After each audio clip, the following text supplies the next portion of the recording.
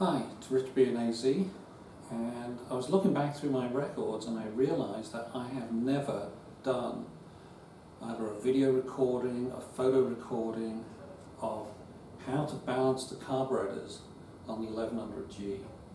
So that's what I'll be doing today. I've had a few bits of equipment over the years. This one here is a set of mercury sticks. The mercury's kept at the bottom. Put these tubes on, sucks it up, but somehow the tubes got all messed up inside after one of the rounds, and it's never been working properly since, so I had to abandon those. I've got one of these, a Sync Pro. There's supposed to be blue fluid in here, but after the first use it evaporated. Well, that's no good. So I tried transmission fluid, but that didn't work either. So, abandoned that. Okay, so this is where I am today. I've got 4 gauges, they're in pairs. So I can actually do a 2-cylinder, 3-cylinder, 4-cylinder, whatever, doesn't matter. The gauges are at least fairly reliable. They may not be very accurate, and one of the tricks is you have to balance these on one of the carburetors and get the gauges to read about the same at the vacuum you're trying to balance. I don't know where you would get this kind of manifold locally, maybe AutoZone has them. If you can't do that, there's these tees that you can get by the bagful. It's probably, I can't remember, $5 or $10 over at Home Depot. These are the 1/4-inch drip tees. You'd need 3 of these. You can get 4 tubes in here, outlets, 2 into another 2, and then 1 out. So you can set up your own kind of manifold to do the same thing. So you can plug into one carburetor, average out all the gauges. So as you're aware by now, if you're going to do any work on the carbs, seat, tank, all got to come off. What fun. Okay, so I'm ready to lift the tank now. Got everything disconnected, and what I'm going to do, this is the way I used to have the tank arranged. I'm going to turn it around, and where the front hook on the tank is, I'm going to place it over the top of this. But to protect it, you can probably see I've got a piece of carpet in my hand, and that protects both the tank and the grab bar from getting scratched.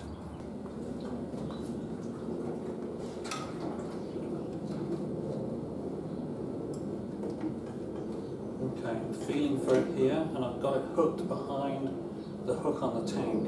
So this is where the hook is. And there's other stuff I can do down here once I get this out of the way.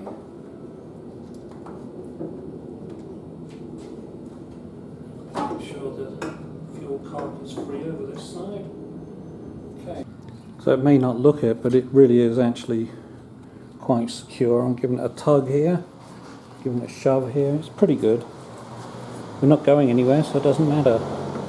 Now the only other thing you've got to do is connect the fuel outlet from the tank over to the inlet to the pump, which is the hose you disconnected when you took the tank off.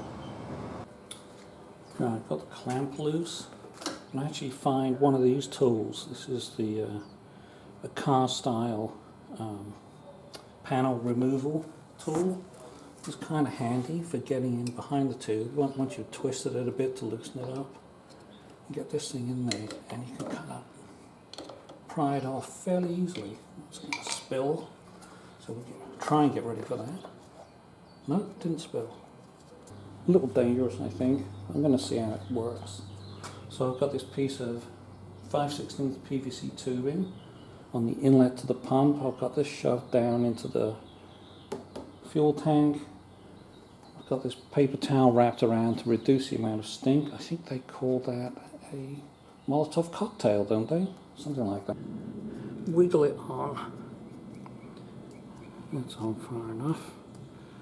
Okay, and that's one carburetor. I'm going to see what the vacuum is on that.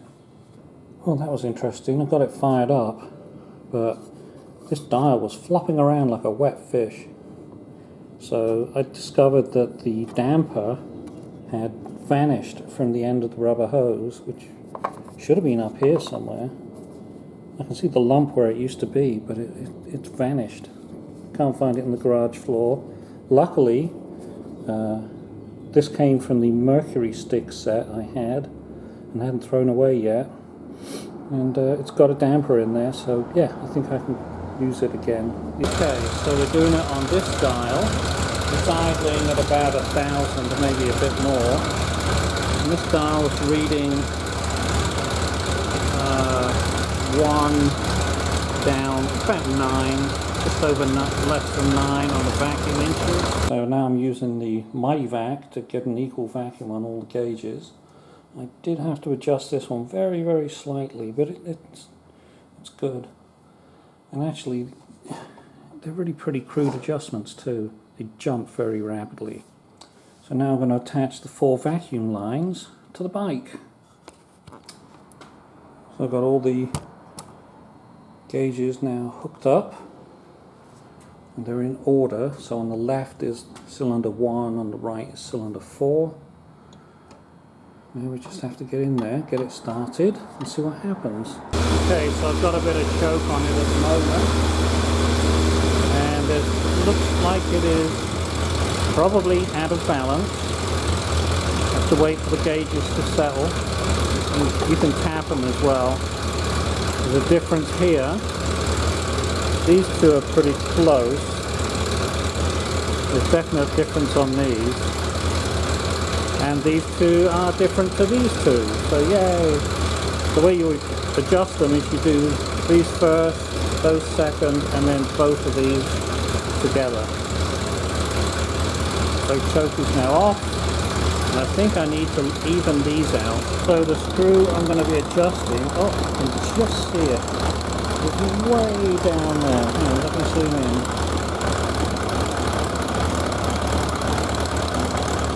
No, don't have a focus.